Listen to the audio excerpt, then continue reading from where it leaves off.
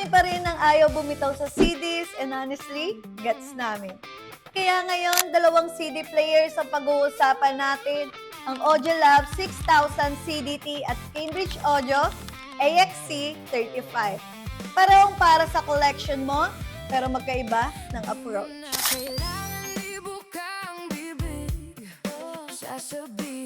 So, unahin natin ang Audiolab 6000 CDT.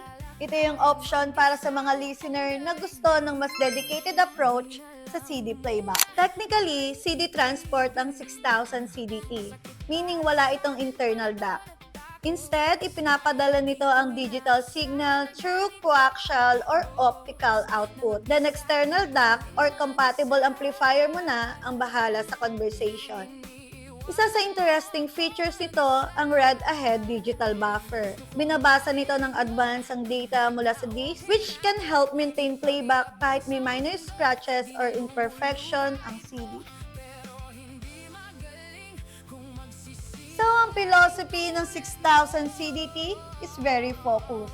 Hayaan itong mag-concentrate sa isang trabaho, basahin ng maayos ang CD, at ipadala ang digital signal sa system mo. Ang Cambridge Audio AXC35 naman was all-in-one ang approach. Unlike the Audiolab, meron na itong built-in Wolfson WM8524 DAC, kaya pwede mo itong i-connect directly sa amplifier through its analog RCA outputs, insert your CD, press play, then you're good to go. Compatible ito sa CDR at kaya rin nito mag-play ng MP3 at WMA files recorded on compatible disk.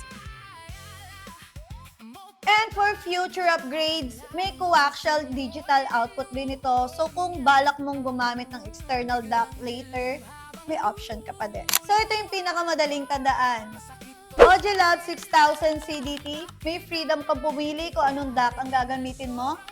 Sa AXC35 naman, ready na tong dumiretso sa amplifier. So, hindi ito tungkol sa kung alin ang better, mas tungkol ito kung paano mo gusto buuin ang system mo. So, whether gusto mo ng dedicated approach ng Audiolab 6000 CDT o yung straightforward experience ng Cambridge Audio AXC35, visit Hi-Fi by Nicely Done, bring your favorite CD, and subukan natin pareho. So guys, don't forget to like, comment, and subscribe. Yun lang muna. Good sounds, great times, and high five!